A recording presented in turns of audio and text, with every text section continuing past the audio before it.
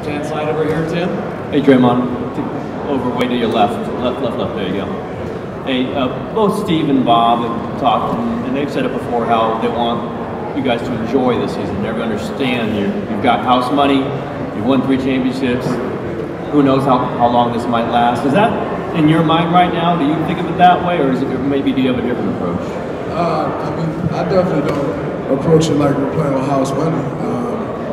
You know, we do have 3 championships. They're all in the past. It's about approaching each year with that same goal, that same mentality. And the moment you get to the point where you're like, oh man, we just playing with house money, we already got it, we're done. And none of us are ready for this run to come to an end. So we got to continue to approach it like we got 0. And that's cliche and impossible to do. But you want to try to get as close to that as you possibly can. And that's my mindset always into the season. Right-hand side, Mark. Hey, Draymond, what's your philosophy overall in the idea of extension talks? What sort of things are you weighing as far as how open you would be to that versus just waiting? I mean, you know, this is a business, so you always have to explore those options, you know, and see what makes sense, what doesn't. You know, I'm confident that I'll be here for a very long time, so it's not something I'm going into the season thinking about. Like, it'll, you know, all that stuff will be taken care of when it's best for me, when it's best for the team. You know, I think, you know, I'm not looking at this one side and like, oh man, I gotta do what's right for Draymond. Like, you know, it's a partnership and it's a family. And doing the right thing for everyone involved is important. And so, you know, we just gotta approach this the right way. And when the time is right, you know, all that stuff will be taken care of. I'm not going into the season thinking about it. Center section, 3rd row. Draymond, Jason Dumas, Concord. I know during the off-season when you're going through your workouts and stuff, you're typically just worried about yourself as you try to get better. But as the season approaches, have you gotten a chance to kind of take a look at the landscape of the rest of the Western Conference and see what other teams have done? And if so, who do you think has kind of gotten better this off-season? I'm a fan of basketball, you know, so I'm always, you know, just interested in what's going on, watching all the moves. You know, I think some teams have improved. Obviously, the Lakers look like they're going to improve. You know, and some of our other teams. At the end of the day, I don't, you know, think a lot of people come to Spurs out like, you know, they're going to be good. So they're always good. So it's going to be teams that are really good, but you know, I approach it the same way. You know, if we play our best game, our best brand of basketball we can play, we'll win. And so that's my focus on us being the best us, knowing that if we are, it really don't matter what anyone else does.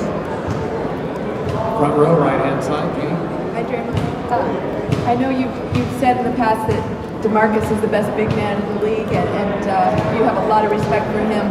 How much do you look forward to when once he's healthy, working him in? And also, Jordan Bell wants you and DeMarcus to scrap a little bit on the court and get into it. He wants to commentate. So, what's your take on that potential line? I mean, definitely looking forward to DeMarcus getting healthy. You know, obviously DeMarcus is one of the most talented players in our league. You know, most people say, oh man, DeMarcus with the Warriors, they won. And it ain't that easy. Like, that's 26 points a game you're working into lineup. Like, it's tough. But that's the fun part. The fun part is making it work. Think back to when KD came here. Everybody, oh man, they got Kevin Durant, they won 73 games, it's over. And honestly, the fun part wasn't winning the championship. The fun part was during the year figuring that out on how we was going to make that work. And I'm looking forward to the same thing with DeMarcus. You know, as far as me and DeMarcus scrapping it out, what do you say, scrapping it out?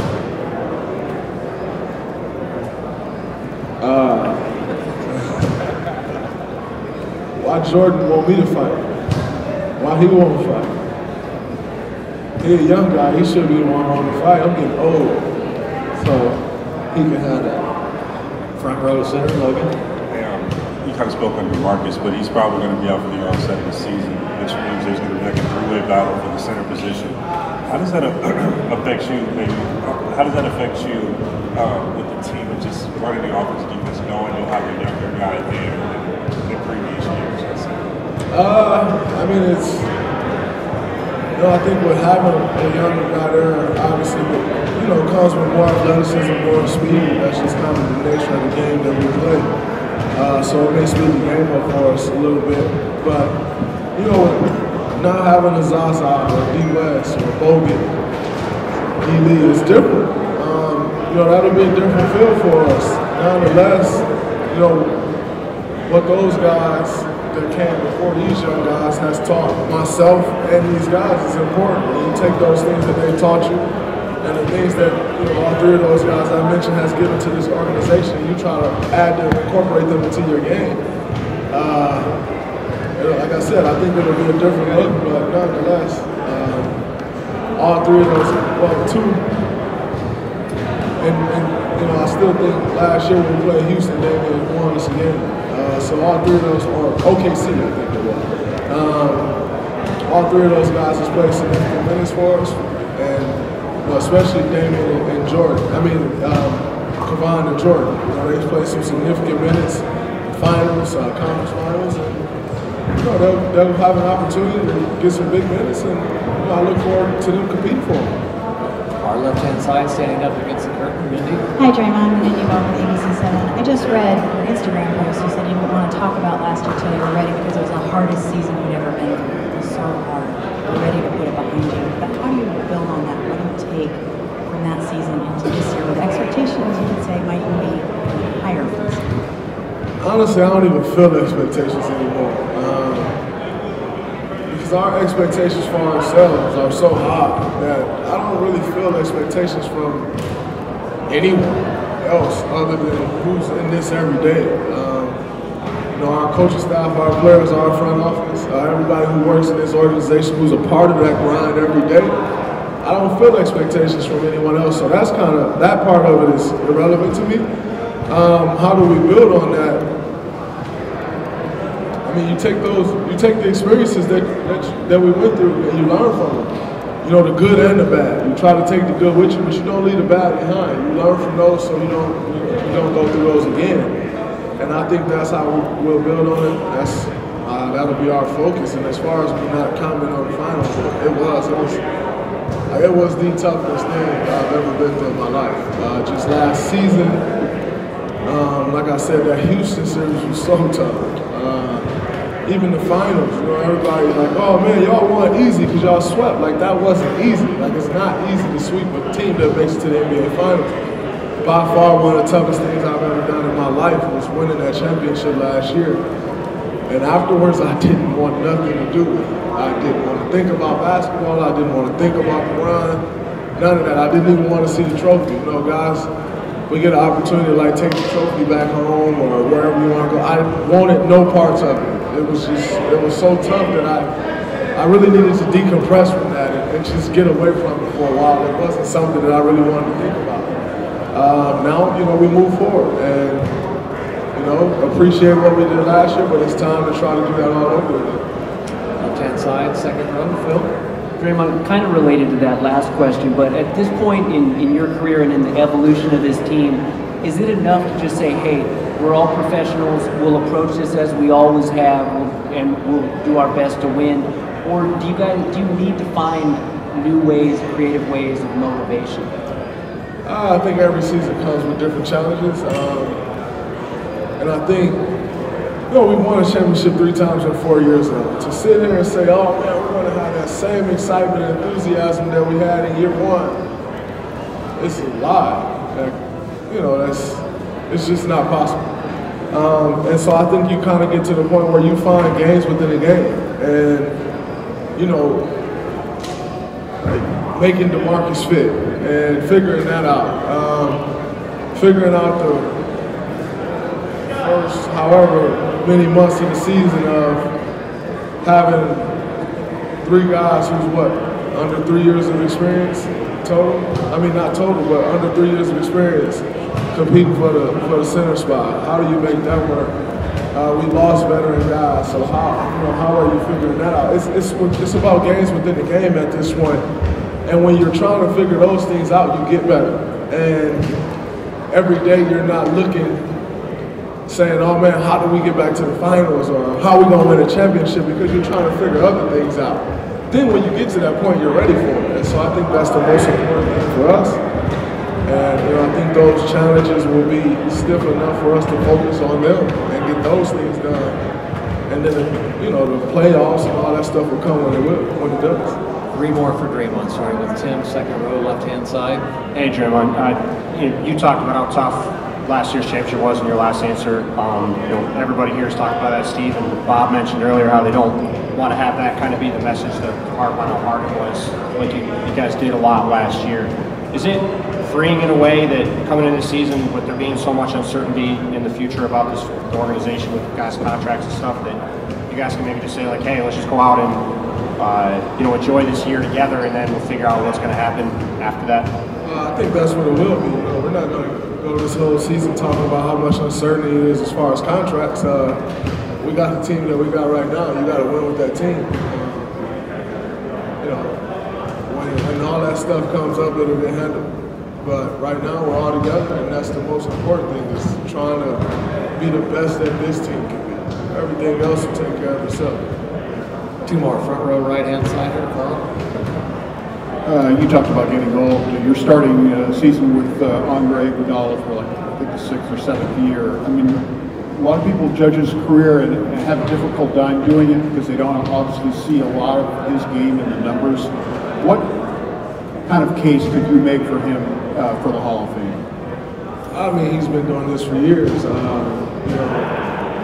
He's had times in his career where he put up the numbers. He had time in his career, where the numbers weren't there, but his impact was there. NBA Finals MVP, 3 championships, Olympic gold medalist. The resume is there for sure. All-star. The resume is there, and I think he's done enough to solidify that. But I also don't think he approached every day saying, "How do I get into the Hall of Fame?" He's just not that type of person.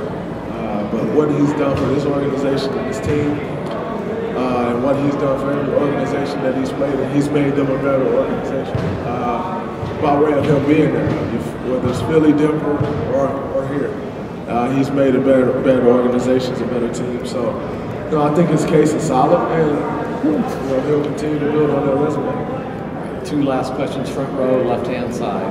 Yeah, if you win Defensive Player of the Year this year or get All NBA, it bumps up the earning potential on your next contract. Is that something that you can or will use as a motivating factor in a regular season that I know can sometimes be mundane? No. Because I've never been one to do anything for money. I've never played basketball for money. I play basketball because I love basketball. And those are the things that's made me successful. I'm not going to get to age 28, like you're 23 and playing basketball and switch that up now. Because that hasn't been what's successful for me. What's been successful for me is my love for the game, my passion, and just having that drive to want to win. And when you do those things, when you're playing for the right reason, everything else seems to take care of itself. When you're playing for the wrong reasons, things usually don't go your way. And so I'll continue to push the game the way I approach it every year. That's trying to be the best me I can be, contribute to the best team I can possibly contribute to, and make the team as good as I possibly can, and win as many games as I can. Other than that, it's pretty irrelevant. Last question, front row, far left, Tim. Draymond, you answered a little bit of this with Tim's question about the future, but with Durant signing another 1-year deal, is it a little bit up in the air in your mind whether this group is going to continue past that year? Is Kevin a little bit, who knows what he's going to do after this season? No, I mean, I don't think about it like that. Also, I know, I study the business side of the league. I don't just go play and say, man, my agent will figure it out, or anything like that. Like, I study the business side, so I could be reading it wrong, and if I am, I am. But me knowing the business side of things, I understand what he did, and we'll see where it all ends up. But like I said, we're not going to end the season saying Kate signed a 1-year deal. What's next? what's next is this year. How we gonna approach this year, how we gonna get through this year, how good will we be when we 3 feet. That's what's next. Everything else after this year, if we're gonna focus on that, we may as well save our body, save our time, save the stress of going through an NBA season. If that's what we're gonna focus on, it's not the focus. Our focus is trying to win a championship this year. And what comes after this year, whether we want to focus on it or not, it's not coming until the year is over. So we need to embrace this year and try to win a championship. And I know that's everyone's goal coming through this door. Great, thank you, appreciate that.